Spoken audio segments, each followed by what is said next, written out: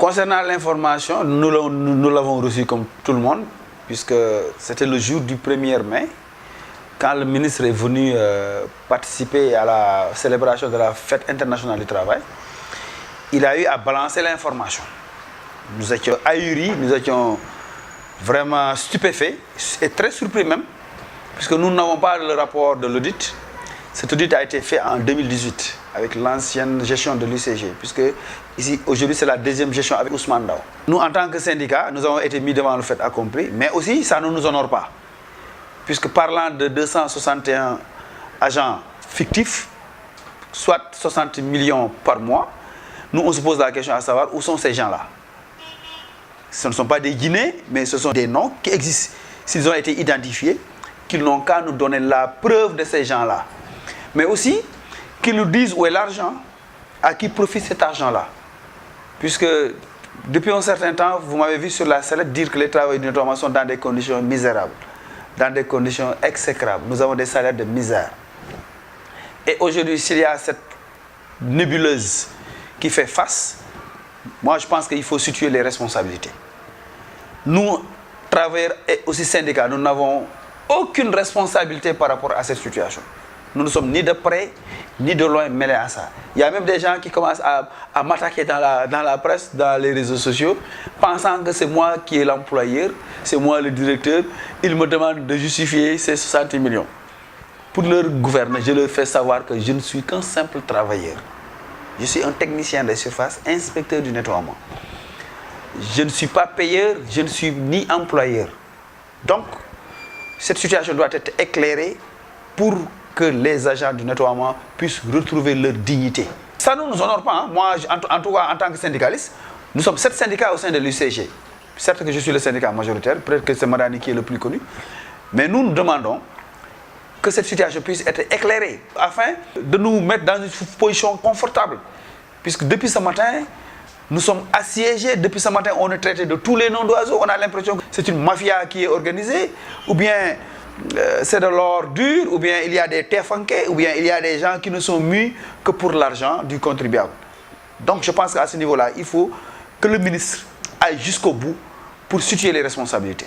Mais non, moi jusqu'à présent, je dis qu'il faut que je vois ça de mes propres yeux pour pouvoir au moins se soumettre. Et cet argent-là doit aller vers les travailleurs si ça existe. Mais nous avons besoin d'augmenter le pouvoir d'achat des travailleurs. Regardez nos travailleurs, nous avons des contractuels qui sont au nombre de presque 950 agents volontaires. Depuis 3 ans, ils sont considérés comme des journaliers. Et ces gens-là doivent être régularisés. Ces 60 millions-là aujourd'hui, mais doivent servir à quelque chose, ne serait-ce qu'au moins pour leur intégration en tant que permanent, mais aussi pour augmenter la valeur marchande des travailleurs. Puisque un technicien de surface, il doit être mis dans les conditions de performance. Une mission des moyens. Je pense que déjà, si cet argent-là est à destination, mais ça aura un impact positif sur le pouvoir d'achat des travailleurs. Nous, en tout cas, c'est ça que nous demandons, que cet argent aille vers les travailleurs du nettoiement. Moi, en tout cas, je suis un musulman, je ne peux pas parler derrière les gens. Mais le connaissant, il a eu à apporter de la plus-value et des réformes dans le secteur. Tout le monde aujourd'hui, si ce secteur aujourd'hui est bien aimé, c'est à cause des réformes qui ont été apportées par l'ancien coordonnateur Ibrahima Diagne. Maintenant, dans le cadre de sa gestion, je ne peux pas me prononcer dans ce cadre puisque je ne suis pas gestionnaire. Il a été mon employeur, je le respecte. Et je pense que comme c'est un dossier actuellement, c'est un cabinet qui a eu à faire cet audit-là. Moi, ce que je connais de l'homme, nous avons eu de très bons rapports avec lui. Il a eu à apporter des réformes, il a eu à apporter du sang neuf dans ce secteur. Et je pense que si les gens ont constaté qu'il y a eu une mauvaise gestion ou bien des malversations, je pense que c'est à lui aujourd'hui d'apporter des éléments de réponse pour clarifier cette nébuleuse. Mais nous, en tant que travailleurs, nous qui l'avons cohabité, qui l'avons approché, nous avons eu de très bons rapports avec lui. C'est ça que je puisse parler. C'est un homme que je connais très bien. Et je pense qu'aujourd'hui, si cette situation aujourd'hui fait que son nom est cité, je pense que c'est à lui aujourd'hui de répondre parce que c'était lui le coordonnateur de l'UCG. Non, mais moi je pense que c'est l'État qui a le pouvoir régalien. C'est l'État qui donne son argent. Celui qui donne contrôle. Donc, l'État a intérêt d'apporter, c'est l'État qui avait commandité l'audit, puisque l'audit a été fait entre l'ancien ministre Yaya Abdoul Khan et l'ancien ministre Abdoulaye Diouf Sarr. Puisque quand il y a eu la passation de service, ils avaient constaté un déficit budgétaire. Et ce déficit budgétaire avait permis à Yaya Abdoul Kane d'adresser une correspondance au chef de l'État pour auditer l'UCG. Et je pense que ce rapport d'audit, nous ne l'avons pas. Peut-être qu'il y a un pré-rapport, des bribes d'informations que les gens glandent par-ci et par-là. Moi, je dis que je ne peux pas me prononcer sur un rapport d'audit que je n'ai pas lu, que je ne connais pas. C'est le ministre Abdou Karim Fofana qui a donné l'information publiquement. Mais avant cela, bon, l'année dernière, bon, il y avait quelques bribes d'informations. Mais pour cette fois-ci, ce qui a attiré l'attention du moins de la presse ou bien de l'opinion, c'est au moins le nombre, c'est-à-dire 261 personnes qui sont concernées. Et je pense que si ce sont ces personnes-là qui sont avérées, c'est les gens-là qui existent, il faut situer les responsabilités par rapport aux virements. S'il y a eu des virements, c'est des noms. Les virements ont été faits dans quelle banque? Les montants encaissés. Donc je pense que nous, ce qu'on demande, c'est que cette situation puisse être édifiée, puisse être clarifiée, pour non seulement pour le bonheur des travailleurs, mais pour le bonheur aussi des populations, puisque le nettoiement aujourd'hui est devenu un enjeu de taille. Du moment que le président aujourd'hui insiste sur le concept zéro déchet, il va falloir que cette plaie qui est là puisse être soignée et passer vraiment à autre chose. S'il n'y a pas une politisation, moi je dis que malgré que nous avons un ministre politique, nous ne voudrions pas que ce problème puisse être politisé. Nous ne voudrions pas que certains agents soient considérés comme des boucliers. Et nous ne sommes la botte secrète de personne, encore une fois de plus. Nous sommes des travailleurs, nous avons une mission de santé et de service public. Et nous avons besoin non seulement d'être accompagnés par l'État du Sénégal, mais aussi d'être réconfortés dans nos positions de principe. Puisque, encore une fois de plus, je le répète, à l'entame de mon propos, j'ai dit que ça ne nous honore pas. Puisque déjà, les gens ils pensent que c'est une mafia qui est là, c'est vraiment... Bon, les gens nous ont taxés de tous les noms d'oiseaux. Déjà, si des gens qui n'ont rien compris de la chose citent mon nom dans cette situation pour que je puisse apporter des éléments de réponse, je dis que c'est parce que ces gens-là, ils n'ont rien compris. Peut-être qu'aujourd'hui, mon nom rime avec le secteur. Quand quelqu'un fait 27 ans dans un secteur, peut-être qu'aujourd'hui, c'est parce que quelque part, il est important, il représente quelque chose, malgré que nous sommes 7 syndicats au sein de l'UCG. Et je pense que nous, à notre niveau, ce que nous préconisons, que l'État aille jusqu'au bout pour situer les responsabilités, pour qu'on sache qui sont les véritables concernés, qui sont ces gens-là. Mais sans cela, c'est du saupoudrage, ou bien ils le font pour attirer les gens vers d'autres destinations. Or que le véritable problème aujourd'hui, c'est la situation du système du nettoiement. Il parle de concessionnaires, il parle des travailleurs. Moi, je ne peux pas parler sur la situation des concessionnaires. Moi, je suis un travailleur. Donc, j'avais dit que l'argent des ordures doit aller vers les ayants droit que nous sommes. Nous, on ne peut pas concevoir sur un budget de 17 milliards que la masse salariale des 1600 agents du nettoiement de l'UCG ne dépasse même pas 3 milliards. C'est une hérésie. Donc, moi, je pense qu'aujourd'hui, si le ministre déclare qu'il y a des gens fictifs ou bien qu'il y a 60 millions, aujourd'hui, si c'est vrai, que cet argent-là doit retourner vers les ayants droit, régulariser les volontaires, payer, augmenter les salaires des travailleurs et nous mettre dans les conditions de performance pour réussir la mission. L'occupation anarchique de la voie publique est à l'origine de tout ce désordre que vous avez vu. Regardez nos marchés, comment ils sont. Nos marchés ne sont pas organisés. Ils débutent à telle heure et ferment. Et ici, nos marchés sont devenus souvent des lieux de débauche, des marchés dortoirs. Donc, il y a une insécurité. Donc je pense que si les autorités prennent les devants pour désencombrer, nous on est en phase avec non seulement le président de la République, avec le ministre de l'Hygiène publique, mais aussi avec le sous-préfet Djibi Diallo. Tout le monde a vu que le sous-préfet de Dakar, c'est lui-même vraiment qui pilote l'opération pour qu'enfin qu'il y ait de la fluidité, pour permettre aussi aux véhicules de ramassage d'accéder au niveau de certains quartiers. Souvent vous avez vu, certains quartiers sont obstrués. Les marchands tabliers, ils occupent les rues, personne ne peut passer. Il y a une indiscipline notoire caractérisée. d'une certaine frange de la population. C'est elle qui dégrade le cadre de vie. C'est elle aujourd'hui qui occupe anarchiquement la voie publique. Je pense que le Sénégal n'est pas honoré par ses comportements. Nous avons aujourd'hui un problème de comportement. Il y a le code de l'hygiène, il y a le code de l'environnement, il y a le code des collectivités locales. Et tout récemment, il y a eu le code qui interdit les sachets plastiques. Mais malheureusement, on a l'impression que ceux qui votent les lois sont ceux-là même qui les transgressent.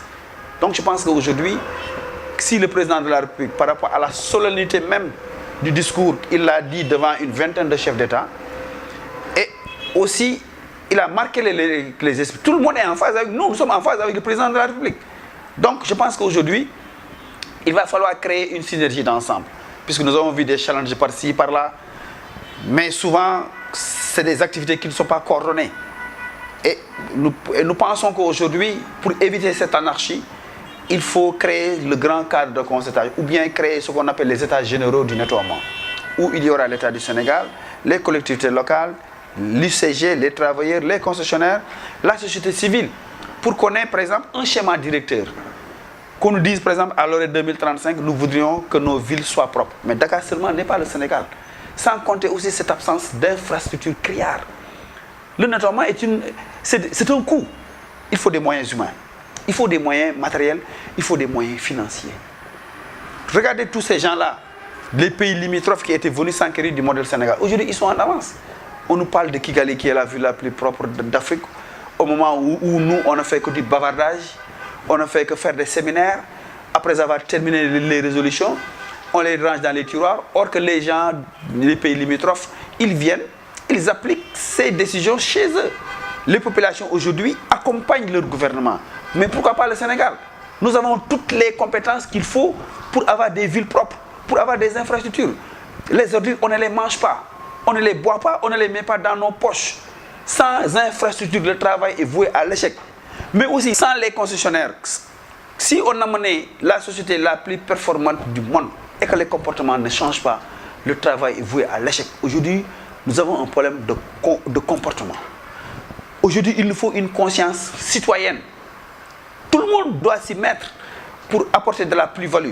Les techniciens de surface de l'UCG, à eux seuls, ne peuvent pas nettoyer. Donc je pense qu'aujourd'hui, à l'image de Dakar, il faut aussi que nos capitales régionales aient ce même système qu'il y a à Dakar. Par exemple, avoir des concessionnaires, avoir beaucoup de camions. Regardez à Dakar, il y a plus de 350 bennes tasseuses qui circulent chaque jour. Nous collectons 2400 tonnes d'ordures avec 1600 agents permanents et 950 volontaires pour un effectif de presque 2500 agents. Mais regardez nos capitales régionales. Qu'est-ce qui vous accueille à chaque fois que vous entrez dans une capitale? Ce sont les ordures qui jonchent les artères. C'est parce qu'il n'y a pas d'infrastructure, ils n'ont pas de centre d'enfouissement technique. Il n'y a pas de déchetterie, il n'y a pas de décharge. Regardez la décharge de Mbebes. Mbebes est devenu dans une zone marécageuse. Mbebes est devenu une bombe écologique. Il y a 3500 personnes qui y travaillent. Il faut les organiser. Donc je pense que l'État du Sénégal a du pain sur la planche. Il faut créer ce cadre de concertation, cette synergie, pour non seulement ce concept zéro déchet, qu'on puisse l'appliquer convenablement, mais le concept zéro déchet ne doit pas être un slogan. Nous, on a l'impression que ces gens-là, ils veulent beaucoup tirer sur le slogan, or que le concept zéro déchet, c'est un état d'esprit. C'est un problème, c'est un comportement, c'est une vision, c'est une démarche, mais aussi c'est des stratégies à court, moyen, long terme. Aujourd'hui, on nous parle d'économie de déchets. Regardez cette surproduction d'ordures. Aujourd'hui, il y a un problème de tri sélectif. Les ordures ne sont pas triées en amont et en aval. Au niveau des ménages, il faut que ces ménages sachent qu'est-ce que ça veut dire l'économie des déchets. C'est-à-dire que c'est elles aujourd'hui qui doivent mieux gérer leurs ordures pour ne pas avoir cette surproduction que vous voyez. Mais aussi, il nous faut des usines de traitement. Il n'y a pas d'usine de traitement. Ça pose problème. Donc, je pense que c'est une chaîne. Et si un maillon de la chaîne se casse, c'est tout le système qui va en pâtir. Donc, nous pensons qu'aujourd'hui, que depuis presque plus de 50 ans, l'autorité est en train de se chercher. Éternel recommencement, flou juridique à n'en plus finir, et flou institutionnel. Et je pense que là, il est de la responsabilité de l'État de régler définitivement cette question, puisque les ordures n'attendent pas. C'est encourageant, je l'ai dit que c'est un plus, mais il faut l'organiser. il faut l'organiser, puisque l'éveil de conscience aujourd'hui a permis à certains challengers aujourd'hui on l'a vu au niveau de chaque capitale régionale, on a vu dans certains quartiers cet engouement populaire qu'il y a eu, mais il faut l'organiser. Souvent, vous voyez des associations qui font du set-setal sans informer l'autorité, ça le délégué de quartier, ou bien le maire, ou bien nous travailleurs de l'UCG. On nous met devant le fait accompli. Ils nettoient, ils abandonnent tout sur la voie publique. Et ça pose problème. Il faut des moyens. Et ces moyens-là, c'est la logistique qu'il faut. C'est-à-dire, non seulement il faut des bennes tasseuses, il faut des camions à ciel ouvert, il faut des pelles mécaniques, mais il faut de la logistique. Une mission des moyens. Souvent, regardez nos agents, ils sont dépourvus de moyens. Par contre, les autres, ils s'organisent, ils viennent en appoint. Mais aussi qu'ils n'ont qu'à faire attention, puisque nous avons dit, on a l'impression que, bon, il y a une course contre la montre, comme il y a certains qui disent que c'est de l'or dur. Il y a les moyens financiers qu'il y a là-bas, que les gens aujourd'hui, il y a une ruée vers ces challenges-là pour montrer qu'ils sont là, or qu'il y a des travailleurs qui ont été les précurseurs de ce phénomène social. Et je l'ai dit, à chaque fois que nous sommes incontournables, quel que soit le dispositif qui sera mis en place. Donc moi, j'en appelle au sens de la responsabilité de tout un chacun, pour qu'il y ait une synergie d'ensemble, pour qu'il y ait un mouvement d'ensemble, et pour organiser ces challenges en rapport maintenant avec l'UCG pour qu'on ait un cadre de vie sain et attrayant. Mais effectivement, parce que je l'ai dit tantôt à l'entente de mon propos, que c'est de l'or dur. C'est un coût. Il faut des moyens financiers. Mais malheureusement, l'argent des ordures ne va pas directement vers les ayants droit. Donc nous préconisons vraiment qu'il y ait une nouvelle clé de répartition. Valoriser les techniciens de surface d'abord, puisqu'on ne peut pas valoriser les déchets et ne pas valoriser les techniciens de surface qui sont en contact permanent avec les odeurs pestilentielles, avec toutes sortes de maladies. Ils se sont décomplexés, ils en ont fait leur métier. Donc, ils doivent être mis dans les conditions de performance. Donc, je pense qu'aujourd'hui, les moyens doivent être mis à la disposition des travailleurs pour qu'on ait des villes propres, mais pour qu'on ait aussi un changement de comportement responsable à tous les niveaux. Donc je pense que aujourd'hui, le nœud de la guerre, c'est les moyens financiers. Donc, je pense que l'État, qui a le pouvoir régalien, qui doit aujourd'hui associer aussi certaines collectivités locales, puisque le nettoiement est une compétence transférée au niveau des collectivités locales. Mais certaines collectivités locales se plaignent, ils disent que l'État a transféré les problèmes, mais l'État n'a pas transféré les moyens financiers. Donc, je pense que déjà, il est de la responsabilité de l'État de créer cette synergie pour mieux impliquer les collectivités locales dans la prise en charge de leur micro-environnement, mais aussi d'assurer un cadre de vie qui permettrait vraiment aux populations et aux travailleurs vraiment de mener à bien leurs activités. Le système doit être élargi au niveau des autres capitales régionales, puisqu'il y a un système vraiment de gestion des déchets et de valorisation. Aujourd'hui, l'UCG est en train de mettre sur pied des infrastructures, de créer des infrastructures au niveau des capitales régionales. Dans le cadre même du partenariat entre la BID, la Banque islamique de développement, et d'autres partenaires vraiment qui viennent en appoint pour la création des infrastructures, puisque ça va de pair. Si on met en place un schéma d'organisation et que les infrastructures ne suivent pas, donc, mais c'est de la peine perdue. Donc je pense que déjà, ce schéma d'organisation doit être mis en exergue au niveau des autres capitales régionales, mais aussi faire tout pour qu'il y ait de la sensibilisation. Puisque la sensibilisation, elle doit être en amont et en aval pour un changement de comportement, quel que soit le schéma d'organisation qui sera mis en place. Si cette sensibilisation, elle n'est pas mise en avant, donc cela ne fera que nous retarder dans l'exercice de nos fonctions. Donc je pense que déjà au niveau de l'UCG, ils sont très bien outillés par rapport au schéma d'organisation qui seront mis en exergue au niveau des autres capitales régionales, pour qu'enfin qu'on ait des villes propres. Donc, sans le schéma, ce sera toujours une gestion informelle. Or que déjà, vu les réformes qui ont été apportées pour au moins qu'on ait des villes propres, ou bien pour qu'on ait des infrastructures qui répondent aux normes environnementales, je pense qu'au préalable, c'est ce schéma d'organisation qui permettrait aujourd'hui de créer un link, une synergie d'ensemble entre non seulement les collectivités locales, entre les travailleurs, les concessionnaires et les populations, pour pouvoir maintenant se déterminer et voir que voilà des gens qui ont une vision futuriste pour aujourd'hui avoir un cadre de vie qui permettrait vraiment à tout un chacun de s'épanouir. Puisque on nous parle d'émergence. Comment le Sénégal peut-il émerger dans la saleté? Comment le Sénégal peut-il émerger tant qu'on est en train de fouler au pied la législation? Les investisseurs ne pourront jamais venir au Sénégal trouver une ville sale. Donc je pense que ce schéma-là qui est mis en place, il est testé et au fur et à mesure, il sera performant pour vraiment qu'on puisse atteindre nos objectifs au niveau des autres capitales régionales. Au moment où je vous parle, l'UCG est à jour, puisque nous sommes des syndicalistes, nous veillons au respect de la législation, surtout au niveau de l'écotisation à l'IPRES et à la Caisse de sécurité sociale.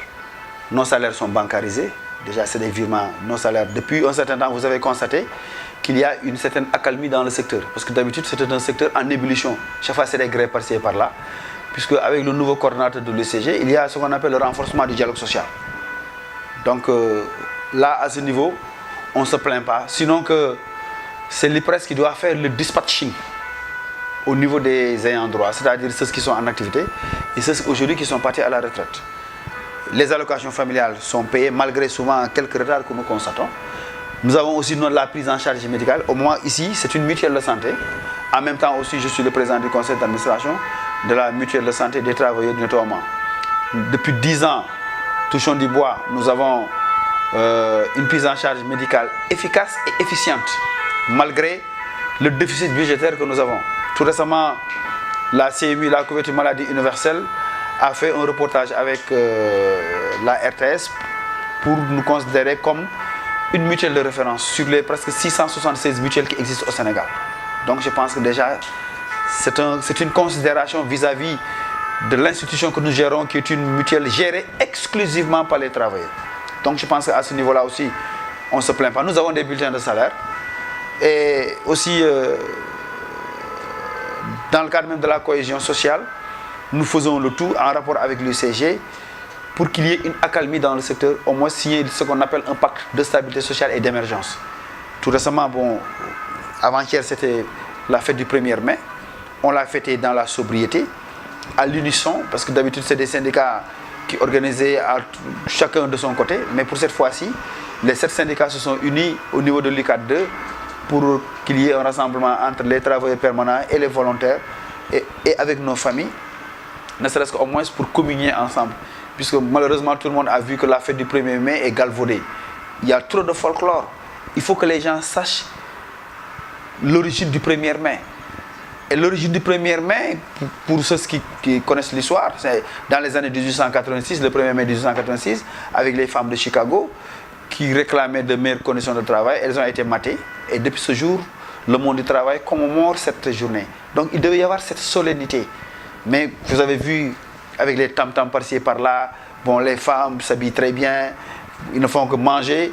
Or qu'il y a des sociétés en liquidation, il y a des travailleurs qui sont dans des conditions très difficiles, qui n'ont pas de bulletin de salaire, qui n'ont pas de cotisation sociale.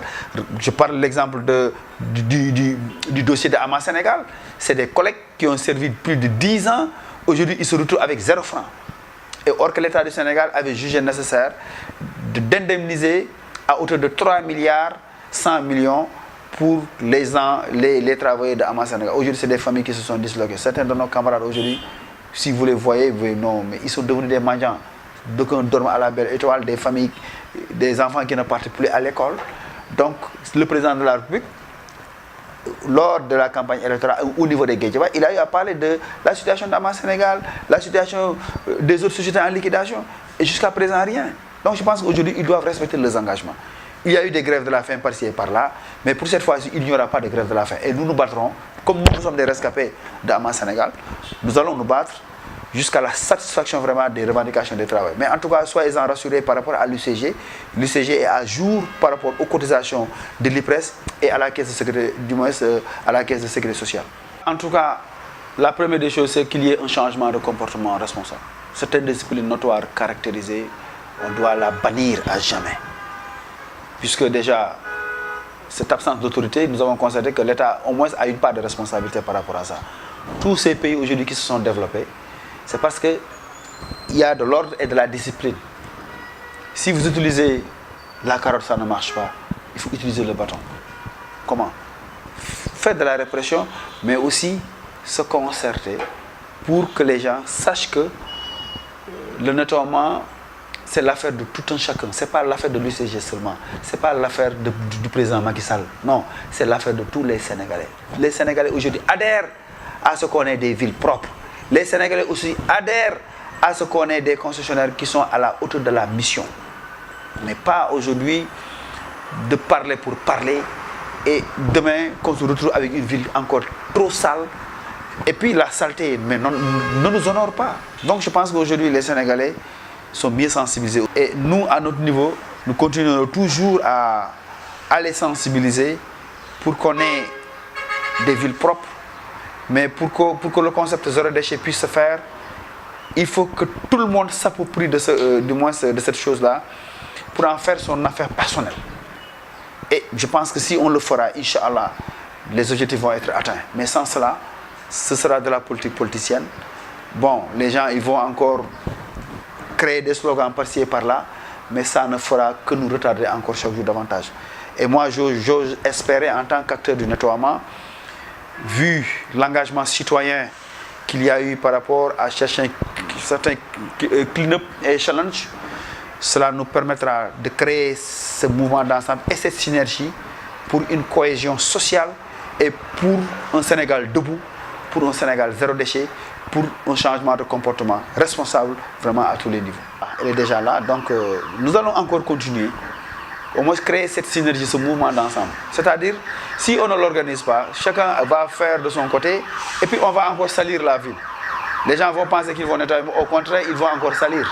Donc je pense que ce programme qui sera mis en place, ce grand cadre de concertation aussi qui sera mis en place, va nous permettre au moins d'atteindre nos objectifs, puisque l'union fait la force. Donc nous saluons vraiment tous ces efforts consentis. Et puis ils prennent leurs moyens. Il y a des sociétés de la place aussi qui nous appuient, qui viennent en appui avec les autres challengers, qui viennent aussi discuter avec l'UCG. Ils définissent un programme pour au moins nettoyer vraiment les quartiers. D'ailleurs, demain, il y a un grand programme au niveau de la Médina, en rapport avec le ministre et l'UCG et les habitants de la Médina, pour démarrer le concept zéro déchet et l'étendre aussi au niveau des autres villes et au niveau des autres capitales régionales. Donc je pense que déjà, c'est salutaire, c'est vraiment réconfortant de voir une nouvelle conscience citoyenne de certains Sénégalais. Mais nous demandons vraiment que ça ne s'arrête pas, que ça continue, qu'on le fasse, ou bien si on ne le fait pas chaque semaine, ou bien on le fait mensuellement. Cela permettrait au moins d'avoir un visage radieux de la capitale.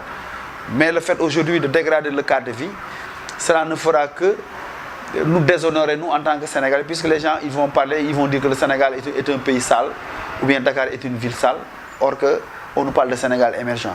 Mais l'émergence commence d'abord par un changement de mentalité, un changement de comportement, pour enfin que les gens sachent que ce travail-là, ce n'est pas seulement les techniciens de surface qui doivent le faire, mais c'est tout le monde qui est concerné pour vraiment nous permettre d'atteindre nos objectifs et vraiment de réussir la mission. Mais il faut appliquer les textes sont là, je l'ai dit, les textes, il y a le code de l'hygiène, il y a le code de l'environnement, il y a le code des collectivités locales, il y a le code qui interdit les sachets plastiques. Donc je pense que si on appliquait les textes, mais les populations vont suivre. C'est parce que les gens ne sont pas au courant des textes. Il y a beaucoup de gens, si vous voulez vous les interroger sur le code de l'hygiène, ils ne le savent pas. Donc c'est comme l'État a la mission régalienne aujourd'hui de tout faire pour que ces textes puissent être connus par les populations, que ces textes puissent être appliqués pour au moins mettre tout le monde au pas. Moi je pense que les responsabilités sont partagées, que ce soit au niveau de l'État, que ce soit au niveau des collectivités locales, que ce soit au niveau de l'ICG, que ce soit au niveau des travailleurs aussi. Donc tout le monde est concerné. Et je pense que l'État doit nous permettre au moins de mieux vulgariser ces textes et lois, mais aussi de continuer la sensibilisation, faire des spots publicitaires, créer cet engouement pour au moins que les gens n'en fassent pas des problèmes politiques, puisque nous avons vu qu'on a l'impression qu'il y a des vautours ou bien des gens aujourd'hui qui pensent qu'ils peuvent s'enrichir sur le dos du contribuable sénégalais, or que la propriété de la capitale ne les intéresse pas. Et ce qui les intéresse, c'est cet argent autour des ordures. C'est de l'or dur. Mais or que, ils ne doivent pas le faire comme un business. Donc nous, en tout cas, c'est notre gagne-pain, c'est notre métier. Et nous pensons que si l'État, de par le biais du président de la République, a beaucoup insisté pour qu'il y ait un changement radical et sans délai. Et je pense que nous, en tout cas, nous serons les premiers à l'appuyer dans ce sens pour réaliser vraiment ces objectifs dans le présent, mais aussi dans le futur.